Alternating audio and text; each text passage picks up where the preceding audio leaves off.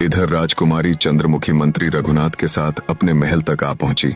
दोनों सैनिक उसकी उस सुंदर स्त्री की मूर्ति को उठाए हुए थे, मगर महल के बाहर बगीचे में पहुंचकर ही राजकुमारी चंद्रमुखी मंत्री रघुनाथ से बोली, मंत्री जी, मैं नहीं चाहती कि इस सुंदर स्त्री की प्रतिमा मेरे महल के द्वार के अंदर भी प्रवेश करे। मंत्री ने पूछा, तो फिर आप चाहती क्या है? राजकुमारी ने आदेश दिया, इस मूर्ति को इसी बगीचे में रखवा दिया जाए। आप गुप्तचरों को इसे यहां से भी दिखा सकते हैं। मंत्री ने कहा, जैसी आपकी आज्ञा। दोनों सैनिकों ने उस मूर्ति को बगीचे में ही रख दिया। तभी राजकुमारी चंद्रमुखी की मां रानी कमला वहां आ पहुंची। रानी कमला चंद्रमुखी की ओर देखकर बोली, मैं तुम्हारा कब से प्रतीक्षा कर रही थी राजकुमारी।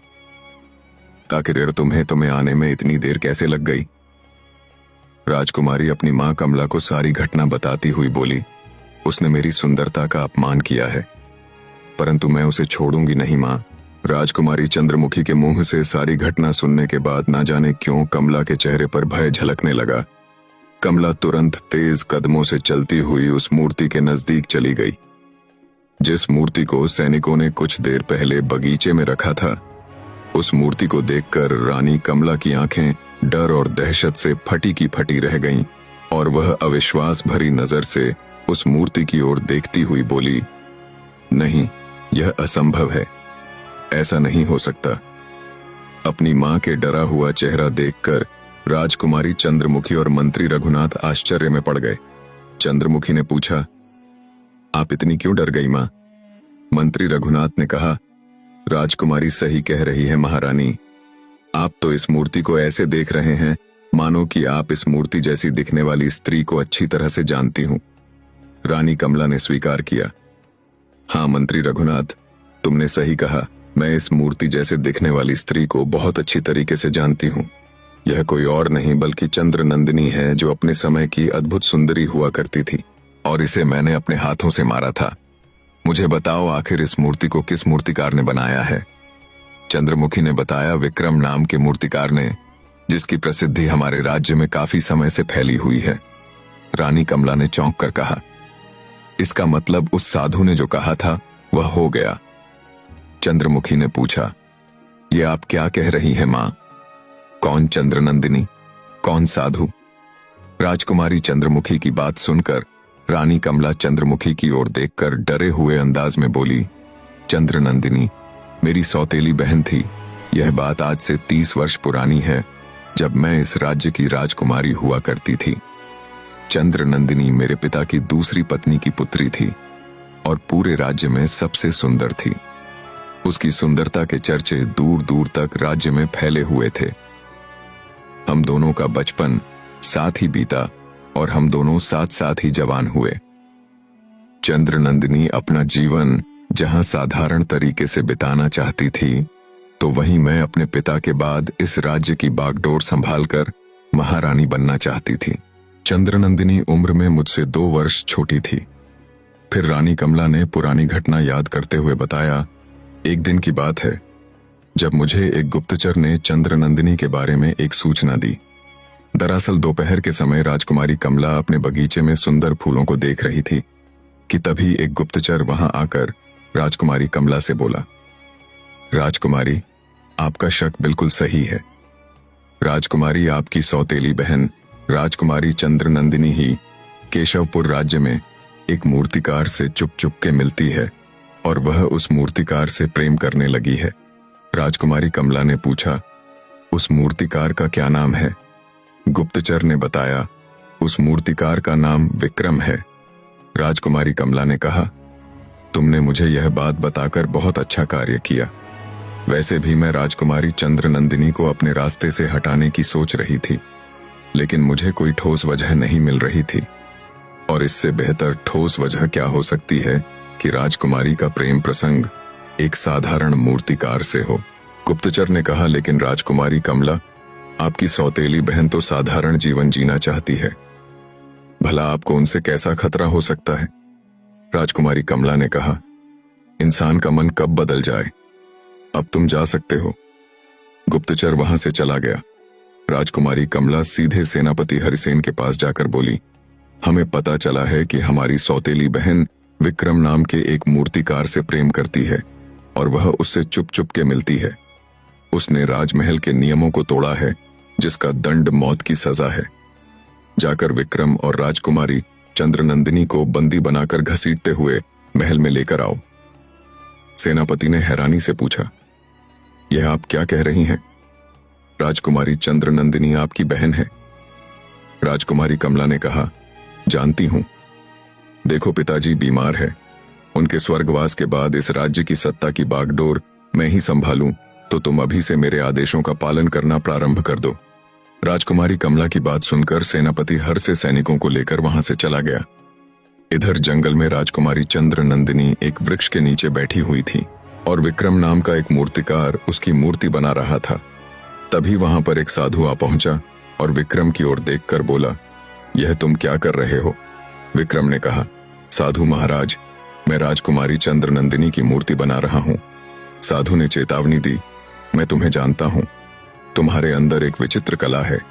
तुम एक विचित्र मूर्तिकार हो, लेकिन तुम आग से खेल रहे हो।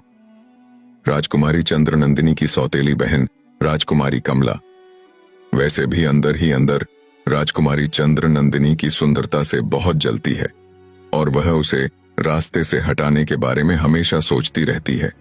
तुम इससे मिलकर उसका रास्ता आसान कर रहे हो। यह सुनकर चंद्रनंदिनी चौंक पड़ी और साधु से बोली, लेकिन साधु महाराज, मैं विक्रम से प्रेम करती हूं। क्या प्रेम करना कोई जुर्म है? मैं अपना जीवन एक राजकुमारी की तरह नहीं, बल्कि एक मूर्तिकार की पत्नी बनकर साधारण तरीके से व्यतीत करना चाहती हूं। मुझे राज्य का कोई मोह नहीं। क्या ऐसा करना पाप है? साधु ने कहा, नहीं राजकुमारी, तुम्हारी बातों ने मेरे मन को जीत लिया है। अगर तुम्हारा प्रेम सच्चा है तो विश्वास करो, मैं तुम्हारा मिलन विक्रम मूर्तिकार से स्वयं कराऊंगा। साधु ने इतना कहा ही था कि तभी वहां पर सेनापति अपने सैनिकों के साथ आ पहुंचा और अपने सैनिकों की ओर देखकर बोला, विक्रम और चंद्रनंदिनी को बंदी बनाकर महल में ले चलो।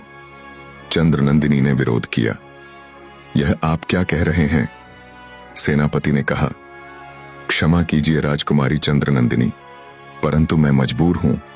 मुझे ऐसा करने का आदेश आपकी बहन ने ही दिया है। चंद्रनंदिनी ने कहा, यह सरासर गलत आदेश है।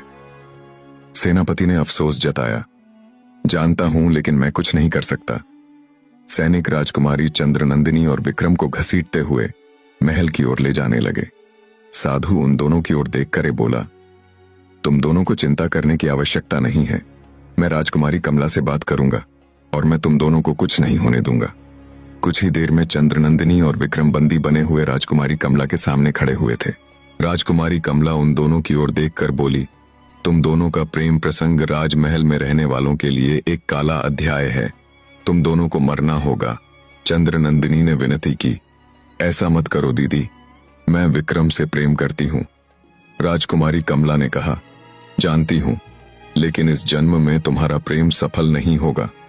इतना बोलकर राजकुमारी कमला ने सैनिकों की ओर इशारा कर दिया। सैनिक ने तुरंत अपनी तलवार लेकर राजकुमारी चंद्रनंदिनी की गर्दन पर वार कर दिया। चंद्रनंदिनी ने तड़पते हुए दम तोड़ दिया। विक्रम बुरी तरह से तड़पने लगा। तभी उसी सैनिक ने विक्रम के गले पर भी वार कर दिया। विक्रम भी तड़प तड़प कर मौत की आगोश में समा गया। तभी वहां पर साधु आ पहुंचा। विक्रम और चंद्रनंदिनी की लाशों को देखकर क्रोधित अवस्था में कमला की ओर देखकर बोला, तूने बहुत बड़ा पाप किया है राजकुमारी। तुझे तेरे पापों के कर्मों का फल इसी जन्म में भुगतना पड़ेगा। याद रख, चंद्रनंदिनी और विक्रम का प्रेम सच्चा था। विक्रम का अगला जन्म होगा और विक्रम अगले जन्म में भी एक मूर्तिकार ही बनेगा, यहां तक कि उसका नाम भी विक्रम होगा।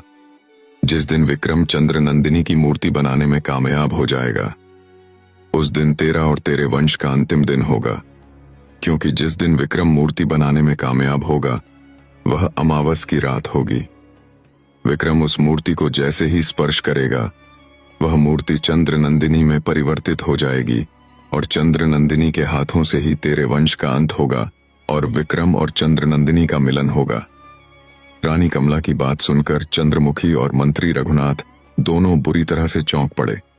अगले ही पल वहां पर एक गोल द्वार, जो कि रंग बिरंगी किरणों से चमक रहा था, प्रकट हो गया। उस द्वार में से विक्रम और साधु निकलकर बाहर आ गए। साधु को देखकर रानी कमला चीखते हुए बोली, यह वही साधु है। तभी साधु विक्रम से बोले, विक्रम, इस मूर्ति को तुरंत स्पर्श करो। आज अमावस की रात है। ऐसा होते ही चंद्रनंदिनी जीवित हो उठेगी।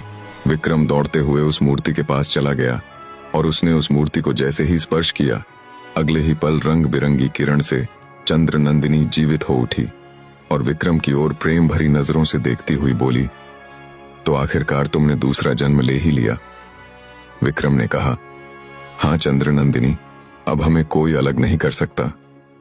तभी साधु चंद्रनंदिनी की ओर देखकर बोले, चंद्रनंदिनी, तुम्हारे अंदर अब अद्भुत शक्तियां हैं। तुम अपने मन में जो सोचोगी वही होगा। तुम्हें अपनी सौतेली बहन और उसके वंश को खत्म करना होगा। तुम्हारी सौतेली बहन कमला का पति पहले ही संसार छोड़कर जा चुका है। इसकी केवल एक ही पुत्री है, चंद्रमुखी, जो कि अपनी मां के नक्श कदम पर ही चल रही है। साधु ने इतना कहा ही था कि तभी चंद्रनंदिनी में क्रोधित भरी नजरों से चंद्रमुखी और रानी कमला को देखने लगी। अगले ही पल उसकी आंखों से आग निकलने लगी। कमला और चंद्रमुखी उस आग की चपेट में आकर लकड़ी राख हो गए। रघुनाथ इस दृश्य को देखकर बोला, मनुष्य को अपने बुरे कर्मों का फल ही भुगतना पड़ता है। आज से आप ही इस राज्य की महारानी हैं। अगले दिन स्वप्नमयी और विक्रम का विवाह धूमधाम से संपन्न हुआ और उसके बाद पूरा राज्य शांति से अपना जीवन यापन बिना किसी भय और चिंता के करने लगा। इस कहानी से हमें यह सीख मिलती है कि मनुष्य को कभी भी मोह माया और लालच में आकर कोई ऐसा कार्य नहीं करना चाहिए जिससे आगे जाकर उसको अपनी करनी का हर्जाना भुगतना पड़े, और अपने वर्तमान को सुधारने के लिए भविष्य को अंधकारमयी नहीं बनाना चाहिए। आपको कहानी थोड़ी सी भी पसंद आई हो तो वीडियो को लाइक और प्यारा सा कमेंट कर देना कि आपको कहानी कैसी लगी। मिलता हूँ आपसे एक और नई और दिल दहला देने वाली कहानी के साथ।